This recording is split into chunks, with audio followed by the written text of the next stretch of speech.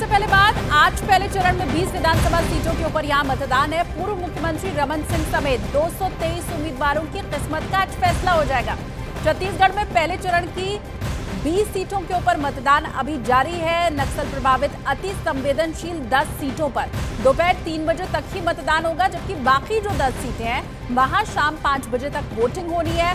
और इन सभी 20 सीटों के ऊपर वोटिंग शुरू हो चुकी है। 10 सीटों पर 7 बजे से शुरू होनी थी और बाकी 10 सीटों पर चुनाव 8 बजे से शुरू होना था। तो 20 सीटें जिनके ऊपर आज मतदान छत्तीसगढ़ में हो रहा है, उन सभी सीटों पर वोटिंग शुरू हो चुकी है। मतदाता घरों के बाहर निकल रहे हैं और बड़ी संख्या में पहुंच रहे हैं बूथ तक अपने वोट का इस्तेमाल करने के लिए। मेरे 2 सहयोगी अभी मेरे साथ जुड़े हुए हैं, रीमा भी जुड़ी हुई है और मनोज भी मेरे साथ है। लेकिन रीमा, पहले मैं आपके पास आ रही हूं। इसके पहले तस्वीर आपने दिखाई थी, उस वक्त लोग पहुंचे नहीं थे क्योंकि जहां आप थी वहां 8 बजे से वोटिंग शुरू होनी थी। अभी क्या तस्वीर है?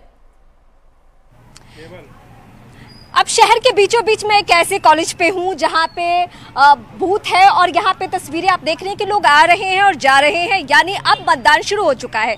लेकिन शहर बहुत देर से उठता है, ये तो मैं देख चुकी हूँ। हालांकि जो बहुत सारी परेशानियां और चुनौतियां रही है, वैसी कोई बात नहीं है। मैं कम से कम 8 से 10 बूथों पर जा चुकी हूँ जहाँ पे इत्मीनान से ही लोग आ रहे हैं और जा रहे हैं। जो नक्सलाइट मूवमेंट की बातें होती रही है या नक्सल प्रभावित इलाकों में सुरक्षा व्यवस्था बहुत चाक चौबंद रखने की जो बातें होती रही है, वो सच्चाई है। लेकिन ऐसा नहीं है कि लोग डरे हुए हैं या ऐसा नहीं है जहां पे कोई उत्पात की स्थिति हो। अब मैं आऊंगी राजनीतिक समीकरण के बातों पर, क्योंकि तकरीबन 23 साल का ये राज्य यानी 2000 में अलग मध्य प्रदेश से बना हुआ, जिसकी मांग सालों साल चलती रही।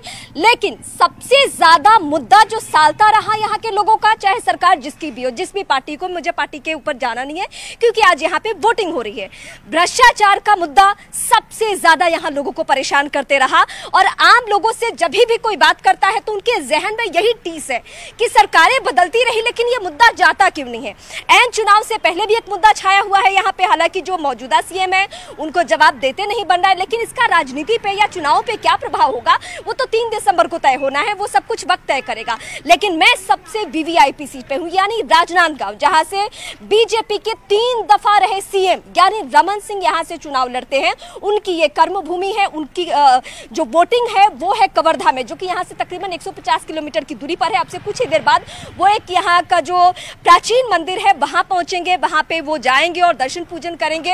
हालांकि उन्होंने इस बार कोशिश तो बहुत की है कि बीते 2018 की तुलना में परफॉर्मेंस अच्छा रहे बीजेपी का, लेकिन होने क्या जा रहा है ये सब कुछ वक्त तय करेगा। बीजेपी ने दिल्ली से बहुत कुछ यहाँ के लिए तय करने की कोशिश की। दूसरी तरफ अगर मैं कांग्रेस पार्टी की बात करूं तो 2 फाड़ की स्थिति जो चुनाव से पहले दिखती थी, यानी 2-2.5 साल के फॉर्मूले वाला, वो एन चुनाव में हमें दिखा नहीं। यानी भूपेश बघेल सबसे भरोसेमंद कांग्रेस पार्टी के सीएम में रहे हैं। यानी अन्य प्रदेशों की अगर मैं तुलना करूं, अशोक गहलोत से अगर मैं तुलना करूं, तो कांग्रेस पार्टी को या राहुल गांधी को या सोनिया गांधी को भूपेश बघेल पे यकीन है, इसीलिए यहाँ पे दूसरे किसी चेहरे को फ्रंट पे लाया नहीं गया। और भूपेश बघेल तो इस लेवल पे फ्रंट पे आ चुके हैं कि वो सीधे सीधे गृह मंत्री तक को कई मुद्दों को लेकर चुनौती देते रहे। लेकिन उनके ऊपर जो सनसनीखेज आरोप लग रहा है, उस आरोप का क्या असर होने जा रहा है, और ये जो वोटर्स आ रहे हैं और जा रहे हैं वही बता पाएंगे, वही बेहतर तरीके से बता पाएंगे कि इसका असर उनके जहन में किस तरीके से। क्योंकि जिस मुद्दे के साथ भूपेश बघेल यहाँ पे आए थे 2018 में, क्या बीते 5 सालों में उन्होंने लोगों का यकीन जीता है, भरोसा जीता है? ये सवाल सबसे ज्यादा अहम है और इसी सवाल को हम समझने की कोशिश भी करेंगे। हालांकि यहाँ पे मुश्किल है कि क्या आप वोट कास्ट करने के लिए अंदर गई हुई थी जी? यहाँ पे क्या मुद्दा हावी रहता है? आप तो महिला है और बताया जाता है कि यहाँ पे अच्छा, आप जानती नहीं है। अच्छा, वोट कैसे देती है? आप तय करती हैं या घर का कोई सदस्य? अपनी तरफ से। अपने तरफ से। सबसे बड़ी बात जो है वो बीते कुछ सालों में जो बदलाव के तौर पे देखा गया कि महिलाएं अब खुद तय करती है कि उन्हें किसको चुनना है, उन्हें किसको वोट कास्ट करना है। ये सबसे अच्छी बात है और ये सबसे बड़ी बात है। मैं चाहूंगी कि मैं आपसे भी जरा बात करूं, क्या छत्तीसगढ़ का माहौल है और किस तरीके से, किन मुद्दों पे वोट कास्ट किया आपने? पार्टी का नाम नहीं बताइएगा। नहीं, पार्टी का नाम तो बोलना ही नहीं है ना। हाँ। जो अच्छा काम करे उसी सरकार को हमको बनाना है। क्या मुद्दा हावी रहता है यहाँ पे? अब मुद्दा तो सबसे बड़ा तो बेरोजगारी है, बेरोजगारी है, बहुत ज्यादा है। पूरे देश ठीक है, बेरोजगारी बड़ा मुद्दा है। और इसके पहले रीमा, आप भी जिक्र कर रही थी भ्रष्टाचार का मुद्दा बहुत बड़ा है।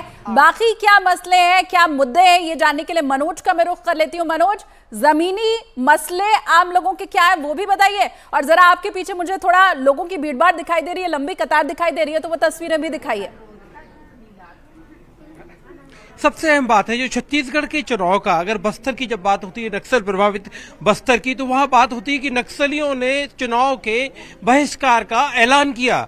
लेकिन इस बार भी हुआ, नक्सलियों की तरफ से चुनाव के बहिष्कार का ऐलान हुआ, लेकिन सिक्योरिटी फोर्सेस की तरफ से तगड़ी सुरक्षा व्यवस्था के बीच आप छत्तीसगढ़ के बस्तर इलाके में, जहां इस वक्त मैं खड़ा हूं, यह चित्रकोट विधानसभा में लोगों का उत्साह देखिए। ये मैं सामने आपको दिखा रहा हूं, महिलाओं की लंबी कतारें, महिलाएं इंतजार कर रही हैं, बड़े धीरज के साथ इंतजार कर रहे हैं अपने टर्न का, कि उनका जब मौका आएगा वो अपनी वोट डालेंगे। जितनी कतार आप ये देख रहे हैं सामने, इसी मतदान केंद्र पर देखिए आप सामने लंबी कतार दूसरी लगी हुई है, और इतने लोग जितने अंदर हैं मतदान केंद्र के, इससे ज्यादा लोग इंतजार कर रहे हैं गेट के बाहर अंदर आने के लिए, ताकि जब ये वोट डाल के बाहर निकले तो उनका मौका है। तो मेरे कहने का मतलब ये है कि एक जोश, एक उत्साह मौजूद है। यहाँ 7 बजे से वोटिंग शुरू हो चुकी है और लोग अभी 1 घंटे से तो बाहर प्रतीक्षा कर ही रहे हैं, लेकिन मतदान के दिन ये सुखद तस्वीर होती है जब अपनी बारी का लोग इंतजार कर रहे होते हैं मतदान के लिए।